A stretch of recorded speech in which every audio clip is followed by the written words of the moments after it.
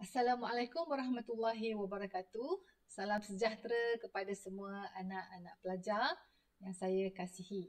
Hari ini kita akan mempelajari tentang keutuhan wacana. Ini adalah slot yang kedua ya. Slot yang pertama hari itu, apa itu wacana. Jadi pada kali ini kita akan mempelajari tentang keutuhan wacana. Nak tahu lebih lanjut? Mari dengarkan.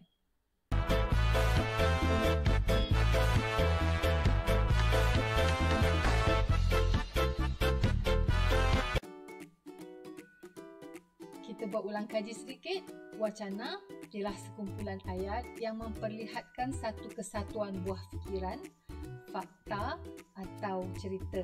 Jadi kita dah tahu dari siri yang lepas bahawa wacana merupakan satu sama ada penulisan ya ataupun penyampaian secara lisan tentang satu idea yang memperlihatkan satu kesatuan. Maksudnya segala ayat yang dibentuk adalah merupakan berdasarkan kepada satu tunjang ataupun satu topik yang sama. Apa itu keutuhan wacana sebenarnya? Jadi wacana yang utuh merujuk kepada bentuk penulisan yang mempunyai dua ciri asas. Ya, satu ialah kohesi, iaitu ada kesatuan, dan yang kedua koheren. Koheren pula merujuk kepada adanya pertautan.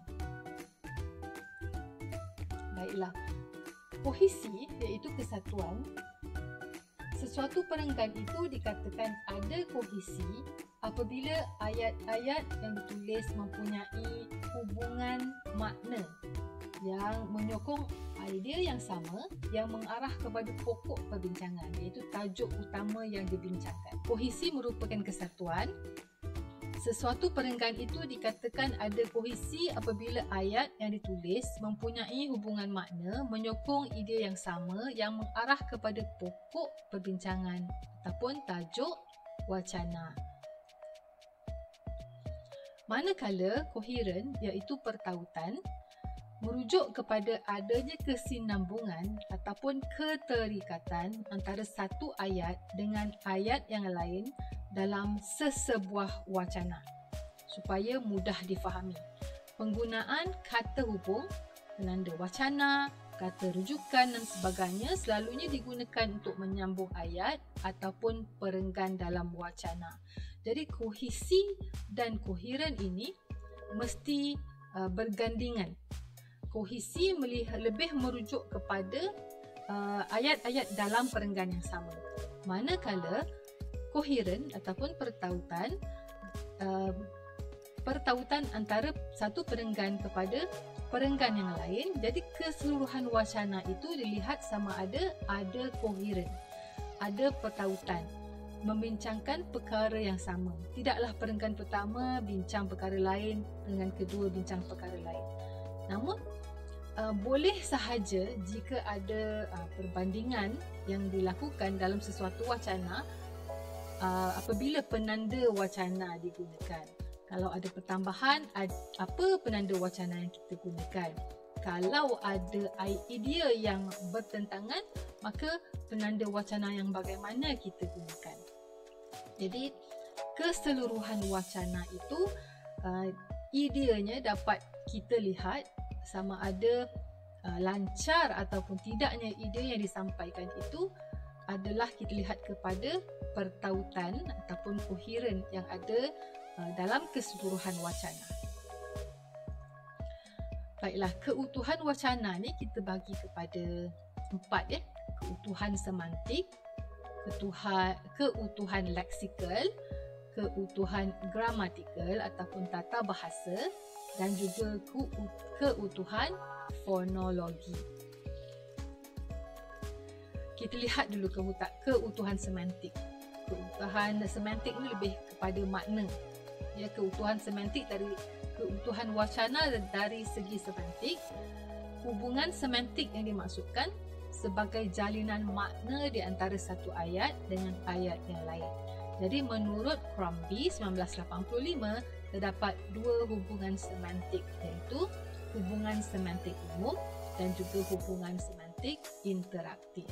Jadi hubungan semantik umum lebih kepada boleh merangkumi tulisan dan juga lisan, manakala hubungan semantik interaktif lebih kepada lisan. Baiklah, hubungan semantik umum pula kita bahagikan kepada beberapa kategori. Hubungan sebab dan akibat, hubungan perbezaan dan perbandingan, hubungan tempoh masa, hubungan parafrasa, hubungan kebenaran dan kesahan, hubungan ikatan, hubungan penekanan dan juga hubungan suasana dan perlakuan. Baiklah, mari kita lihat perinciannya. Seterusnya saya akan terangkan. Baik, hubungan sebab dan akibat.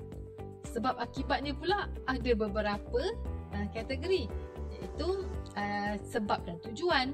Contoh yang diberikan, dia mengumpulkan wang dari sekarang. Ya, sebabnya untuk apa? Jadi dia mengumpulkan wang dari sekarang. Untuk ini sebabnya, tujuannya untuk membiayai pendidikannya pada masa hadapan. Kemudian sebab dan hasil. Contoh, dia menumpukan usaha sepenuhnya, ada salah ejaan di situ ya, sepenuhnya dalam bidang perniagaan. Hari ini dia menjadi seorang peniaga berjaya. Disebabkan usahanya, jadi hasilnya dia menjadi seorang peniaga yang berjaya. Syarat dan hasil. Contoh, jika anda belajar bersungguh-sungguh, anda akan berjaya. Jadi apa syaratnya? Belajar sungguh-sungguh. Apa hasilnya? Anda akan berjaya. Alasan dan kesan. Contoh, oleh kerana saya tidak hadir, saya dimarahi guru. Jadi alasannya, saya tidak hadir. Kesannya, kena marah dengan guru. Sebab dan kesan. Contoh, pintu itu tidak berkunci semalaman. Beberapa buah lukisan didapati hilang pada paginya. Jadi, sebab apa pintu tak kunci? Apakah kesan ataupun apakah akibatnya? Lukisan hilang. Baik, kita lihat pula hubungan perbezaan dan perbandingan. Perbezaan contohnya, semua tetamu ketawa kecuali Fatah Amin.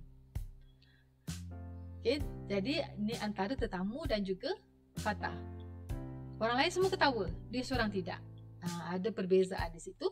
Perbandingan, raja itu kelihatan takut, apatah lagi pengikutnya. Sama-sama. Ya, sama-sama takut. Raja takut, pengikutnya pun takut.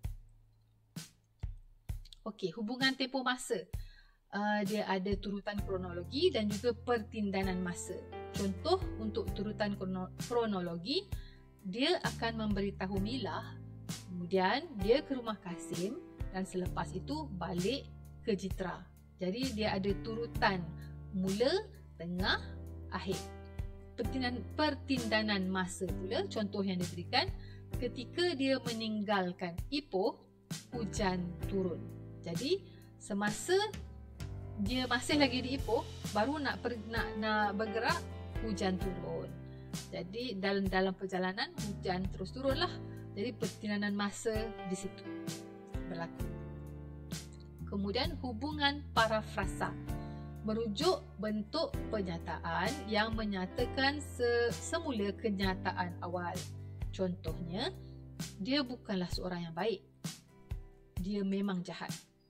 Jadi dia memang jahat tu menekankan lagi bahawa dia bukanlah seorang yang baik. Dia membuat ayat yang lain tetapi memberi makna yang sama. Kemudian Kasim memulakan serangan. Dia mula melawan. Jadi dia serangan tu macam mana? Dia melawan. Jadi dua-dua ayat ini ataupun dua-dua frasa ini, frasa yang kedua adalah parafrasa kepada frasa yang pertama. Baiklah. Kemudian hubungan kebenaran dan kesahan. Penyataan pengesahan, contohnya, Ali perlu meneruskan pengajiannya. Saya percaya dia boleh lulus. Kemudian penyataan penafian. Contoh, dia memang lemah. Itu tidak benar. Jadi siapa yang kata dia lemah tu sebenarnya tak benar. Ya, jadi penafian, penyataan penafian. Penafian pembetulan pula, contohnya, dia bukanlah lemah, dia cuma tidak sihat ketika itu. Ada pembelaan di situ. Kemudian luar jangkaan, contoh, mereka bercadang untuk menyerang tetapi sebaliknya terpaksa bertahan. Sebaliknya itu merupakan penanda wacana yang digunakan untuk menunjukkan hubungan kebenaran dan kesahan. Baiklah, hubungan ikatan pula. Hubungan ikatan ada berpasangan dan juga pasangan bertentangan. Contoh yang diberikan, dia memakai baju merah dan seluar hijau. Jadi dipasangkan baju merah, seluar hijau. Kemudian hubungan pasangan bertentangan, contoh dia cuba mengingat kembali tetapi dia seorang pelupa. Maksudnya dia tak ingat. Jadi dia ada alasan lah di situ. Baiklah, kemudian hubungan penekanan. Penekanan istilah. Contoh, inilah pahlawan yang dibunuhnya. Okey, dalam pahlawan. Kemudian dibunuhnya. Jadi dia penekanan istilah di situ. Kemudian menunjukkan bahawa pahlawan ini telah dibunuh. Penekanan predikat. Penekanan predikat, contoh yang diberikan, dia menyesali apa yang berlaku. Okey, baik. Kemudian hubungan suasana dan perlakuan. Ada 3 di sini, lokasi perlakuan, arah perlakuan dan juga keadaan perlakuan. Contoh lokasi perlakuan, Ahmad diikat di dalam biliknya. Arah perlakuan pula, dia menghalau lembu itu ke padang. Dan keadaan perlakuan, dia merawat pesakit itu dengan baik. Okey, hubungan semantik interaktif. Hubungan semantik interaktif banyak berfungsi dalam wacana berbentuk lisan seperti yang saya dah sebutkan di awal tadi. Jadi hubungan ini bertujuan untuk menimbulkan respon atau tindak balas daripada pihak yang mendengar. Winfred Crombie 1985 mengatakan ada 3 bentuk asas aplikasi semantik dalam pertuturan atau perbualan, iaitu inisiatif, respon dan susulan. Inisiatif, contoh, awak pergi mana? Responnya, surau. Kemudian susulan dari itu, baguslah.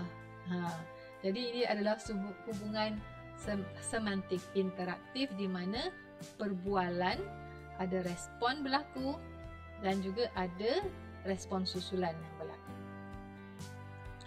Kemudian kita lihat pula hubungan semantik interaktif yang seterusnya, penerangan seterusnya.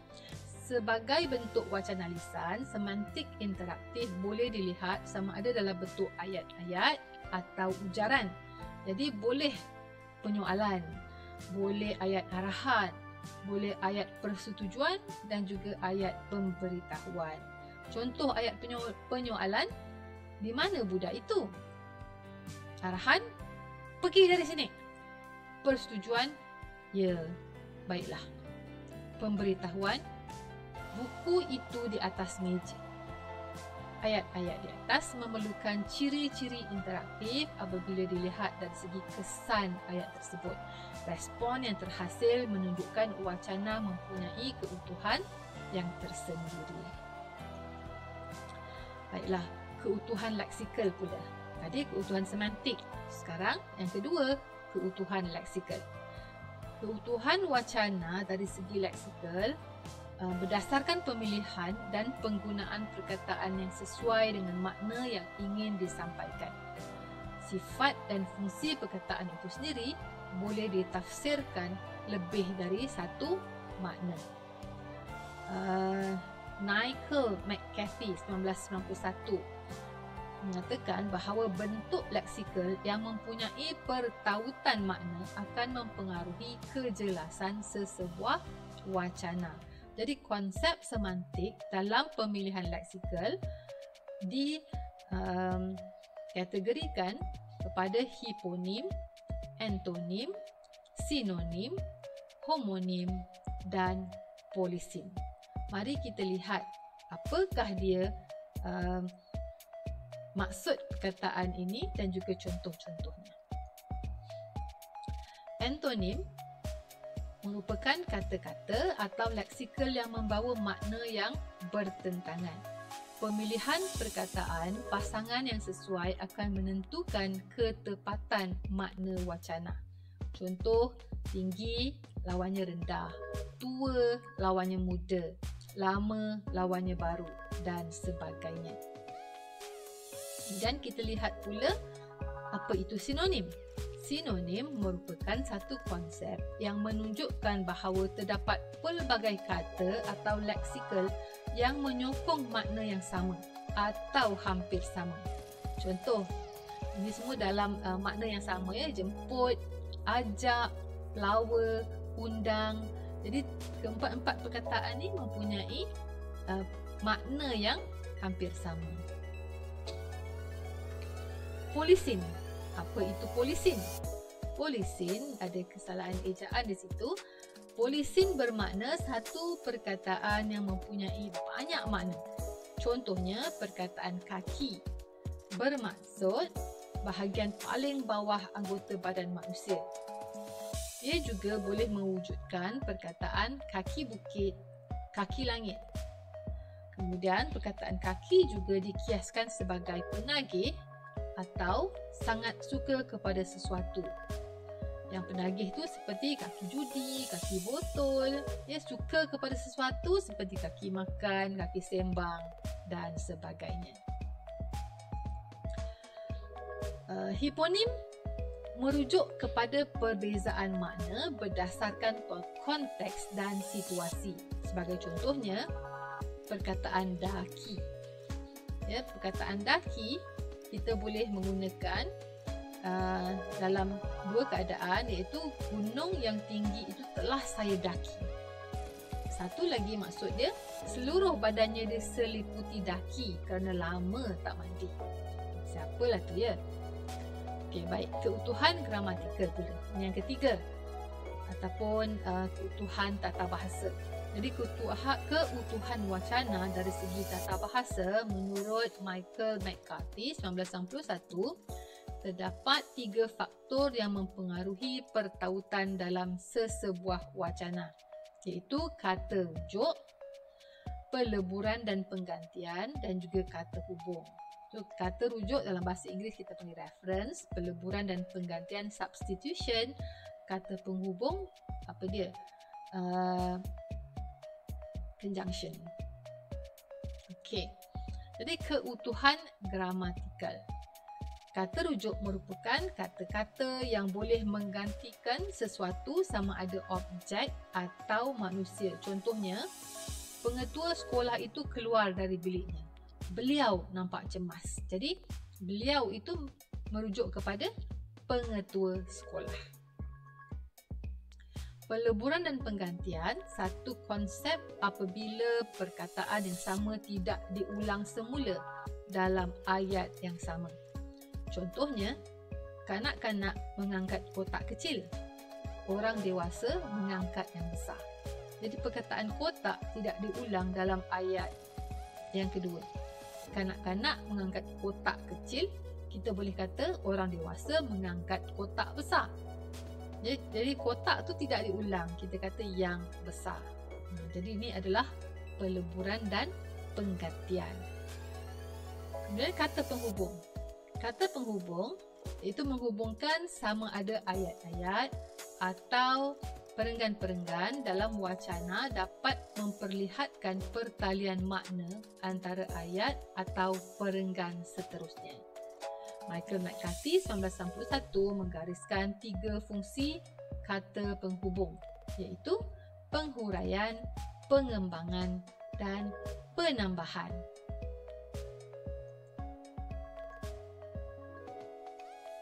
Okey, penghuraian. Penghuraian, fungsi penghuraian perkataan seperti seterusnya, tegasnya, pada sudut yang lain, selain itu, sebaliknya, dan sebagainya.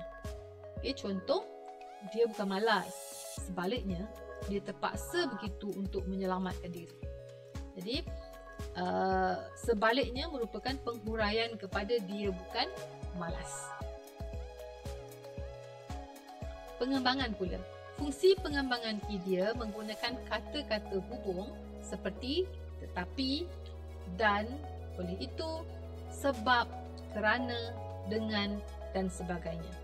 Contoh, dia tidak hadir kerana tidak sihat. Kenapa tak hadir? Tidak sihat. Jadi kita kembangkan dia tidak hadir tu, sebab tidak hadir tu dengan kerana tidak sihat. Contoh kedua, Razak dan Zaidi menyertai pasukan bola tampar sekolah. Ya, Razak dan Zaidi menyertai pasukan. Pasukan apa? Pasukan bola tampar sekolah. Siapa? Razak dan Zaidi. Jadi kita ni boleh jadi dua ayat. Razak menyertai pasukan bola tampar sekolah. Ayat yang kedua, Zaidi menyertai pasukan bola tampar sekolah. Tapi kita gabungkan Razak dan Zaidi menyertai pasukan bola tampar sekolah. Seterusnya, penambahan. Fungsi penambahan dilihat dari segi penggunaan faktor masa atau penyataan kejadian menggunakan kata hubung seperti sebelum, selepas, kemudian, berikutnya, ketika, pada masa, dalam hal itu dan sebagainya. Contoh, sebelum menyiapkan tugasan, pelajar perlu mencari rujukan terlebih dahulu. Okey. Seterusnya, yang terakhir sekali ialah keutuhan fonologi. Keutuhan fonologi boleh dilihat dari segi hentian suara, nada suara dan intonasi suara. Intonasi dapat menimbulkan hubungan semantik di antara bahagian wacana. Intonasi juga berperanan penting sebagai penanda, pemisah frasa dan pembeza struktur ayat. Mari kita lihat contoh ayat yang diberikan. Along sudah makan nasi. Ayat ini boleh membawa maksud berbeza mengikut intonasi suara penuturnya. Kalau saya kata Along sudah makan nasi, itu maksudnya saya memberitahu bahawa Along sudah makan nasi. Tetapi kalau nada saya, Along sudah makan nasi, jadi apa yang saya ujarkan adalah berbentuk pertanyaan kepada Along sudah makan nasi ke belum. Satu contoh lagi, Along sudah makan nasi. Seperti ujaran itu adalah seperti terkejut setelah mengetahui bahawa Along sudah makan nasi. Mungkin sebelum ni Along tak pernah makan nasi. Jadi nada suara, intonasi suara memainkan peranan yang penting dalam menentukan keutuhan fonologi. Seterusnya, unsur-unsur paralinguistik juga membantu pemahaman tentang sesuatu wacana. Dalam wacana tulisan, unsur-unsur paralinguistik ini ialah alat-alat yang digunakan untuk memperjelaskan persembahan wacana seperti tanda baca. Contohnya, noktah, koma, tanda soal, titik bertindih dan sebagainya. Dalam wacana lisan pula, ekspresi wajah iaitu keadaan air muka serta gerakan tangan dan badan merupakan alat-alat untuk membantu memahami ujaran. Dari sini dahulu perkongsian saya tentang keutuhan wacana. Sehingga kita berjumpa lagi dalam siri yang seterusnya pada rakaman video saya yang akan datang. Sekian, saya sudahi dengan wabillahi taufik wal hidayah. Wassalamualaikum warahmatullahi wabarakatuh.